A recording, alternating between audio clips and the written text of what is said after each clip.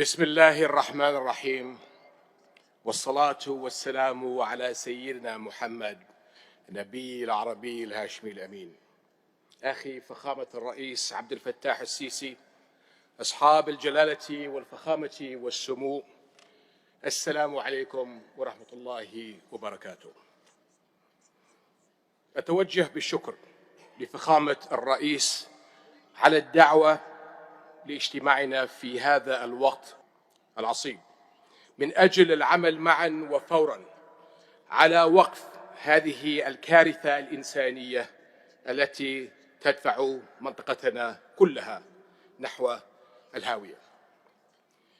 اسمحوا لي أن أتوجه بالحديث بالإنجليزي إلى أصدقائنا من أوروبا والعالم الموجودين معنا اليوم، فرسالتي لهم: My friends, السلام عليكم ورحمة الله وبركاته. This is how Muslims and Arabs greet others, with a wish for the other to be blessed with peace and the mercy of God.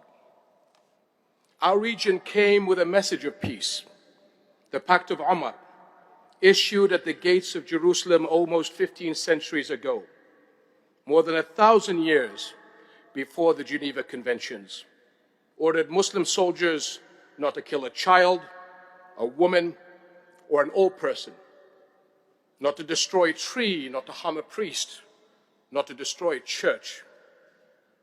Those are the rules of engagement that Muslims must accept and abide by, as all those who believe in our common humanity.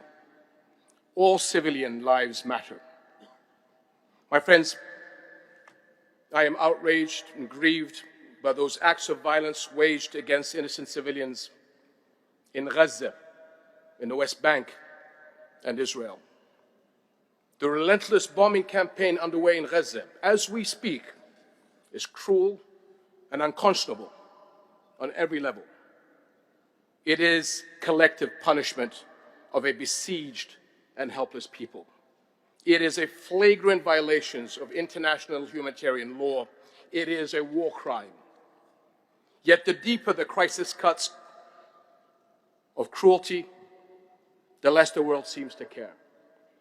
Anywhere else, attacking civilian infrastructure and deliberately starving an entire population of food, water, electricity, and basic necessities would be condemned. Accountability would be enforced immediately, unequivocally.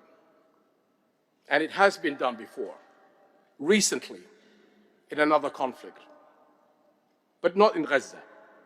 It's been 2 weeks since Israel put in place the complete siege of the Gaza Strip, and still, for the most part, global silence. Yet the message the Arab world is hearing is loud and clear. Palestinians' lives matter less than Israeli ones.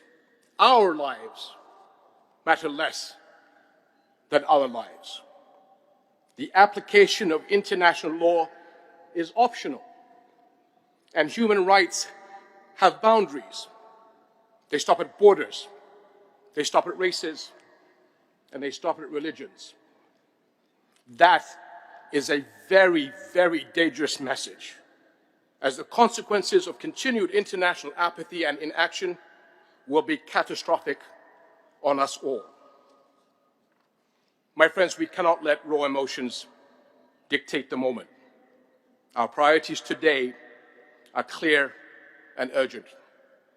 First, an immediate end to the war in Gaza, the protection of civilians, and the adoption of a unified position that indiscriminately condemns the targeting of all civilians in line with our shared values and international law, which loses all value if it is implemented selectively. Second, the sustained and uninterrupted delivery of humanitarian aid, fuel, food, and medicines to the Gaza Strip. Third, the unequivocal rejection of the forced displacement or internal displacement of the Palestinians. This is a war crime according to international law and a red line for all of us. This conflict, my friends, did not start 2 weeks ago, and it will not stop if we continue down this blood-soaked path.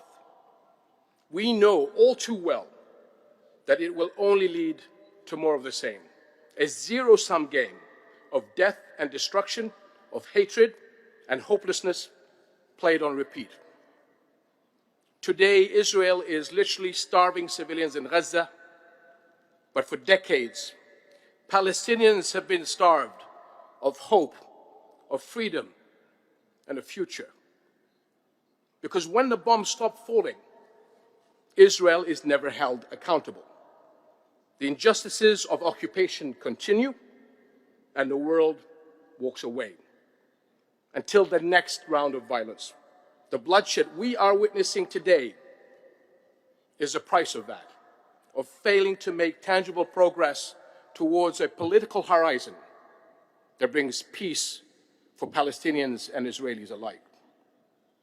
Israeli leadership must realize that there is no military solution to its security concerns, that it cannot continue to sideline the 5 million Palestinians living under its occupation, denied of their legitimate rights, and the Palestinian lives are no less valuable than Israeli lives. The Israeli leadership must realize, once and for all, that a state can never thrive if it is built on the foundations of injustice. Over the past 15 years, we have seen how the dreams of a two-state solution and the hopes of an entire generation have turned into despair. This has been the policy of hardline Israeli leadership to focus solely on security over peace and create new illegal realities on the ground that render an autonomous Palestinian state unviable. In the process, it has empowered extremists on both sides. But we must not, we cannot write off this conflict as too far gone for the sake of both the Palestinians and the Israelis. Our collective unified message to the Israeli people should be: we want a future of peace and security for you and for the Palestinians, where your children and Palestinian children should no longer live in fear. It is our duty as the international community to do whatever it takes to restart a meaningful political process that can take us to a just and sustainable peace on the basis of the two-state solution. The only path to a safe and secure future for the people of the Middle East and the entire world, for the Jewish people, for Christians, for Muslims alike, starts with the belief that every human life is of equal value, and it ends with two states, Palestine and Israel, sharing land and peace from the river to the sea. The time to act is now. Thank you. شكرا لكم جميعا والسلام عليكم ورحمة الله.